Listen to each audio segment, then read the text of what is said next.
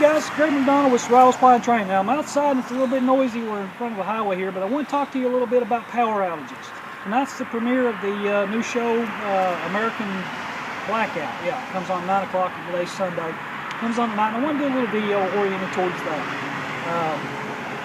The preface of this video, from what I've read, is that there's going to be a power outage for 10 days, and this is how people survive for 10 days.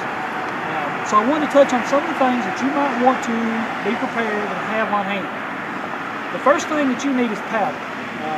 Now you can live without power. People did back in the 1800s. You know, there was no power when there were cowboys, and you can do that again. But we're not just, you know, to me, prepping is not just about living. It's about thriving, if that makes sense. So, you know, I don't want to live without electricity if I don't have to. I've got here's a generator. It's a cheap brand. It's not anything expensive. It's not a big Honda or Yamaha or anything like that. It's a cheap generator. 3,500 running watts, 4,000 peak watts. This generator will basically run, for the most part, everything in my house, with the exception of an electric furnace. Now, I don't have an electric furnace. I have a gas furnace. So this will run the fan and run my refrigerator and, you know, keep the lights on if we don't use all of them at the same time and things like that. Some other things you might need, well, some other things you definitely will need if there's a power outage, is a flashlight. Now this is a, you know, fairly expensive, you know, $100 string light Stinger LED. You don't have to buy anything expensive though.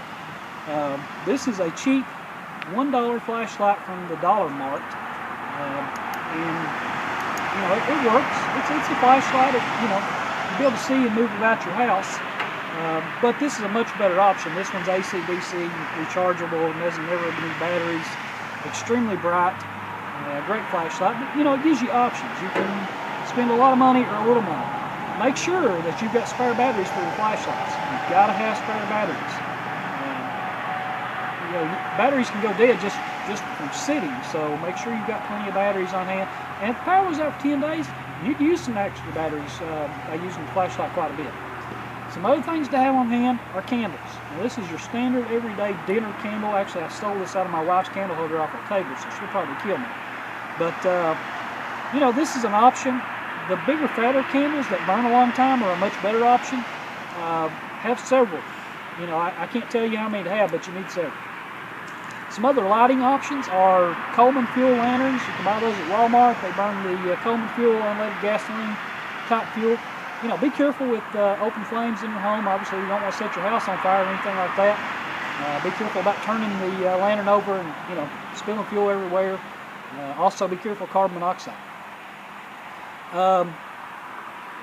Now, I'm assuming when I'm making this video, I'm going to assume that you already have your food and water and things like that. You know, if you don't have food and water, do those first. Don't worry about generators. Let's get some food and water in the house and make sure that you got something to eat and something to drink. Another thing I want to touch on is heat. You know, if there's no power and you've got electric heat, you're going to be out of heat.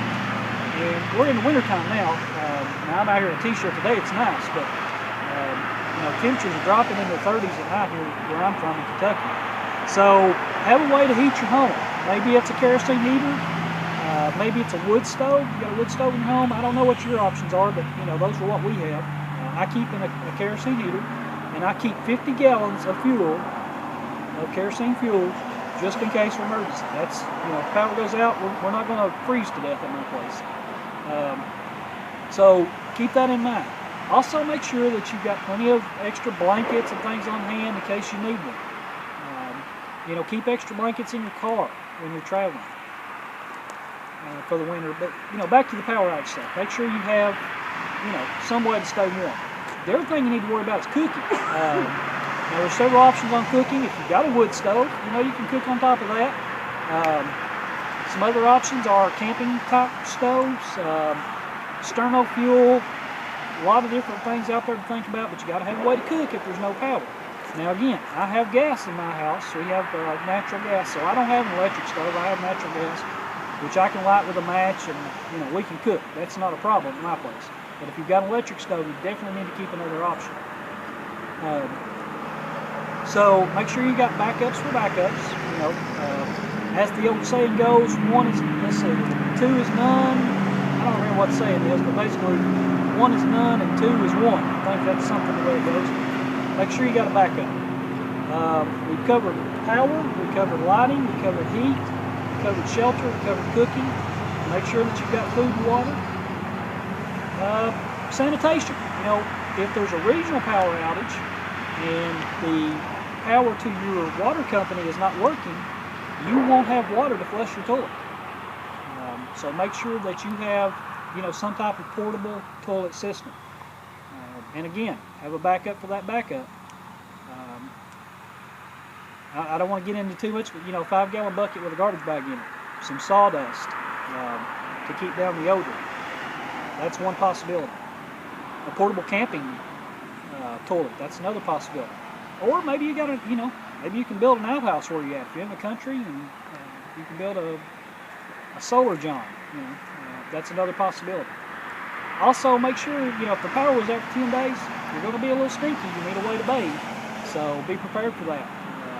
You know, handy wipes to wipe your face and clean up after meals to keep your hands clean. Baby wipes is what I'm talking about. Have some of those on hand. But that's about it, guys. I'm Greg McDonald with Survival Spring Training. If you've got any suggestions or any video requests or anything like that, please shoot us a message on YouTube or on our Facebook channel. We'd be happy to make a video for pretty much anything you've got a question for. We appreciate you guys watching. Be safe out there.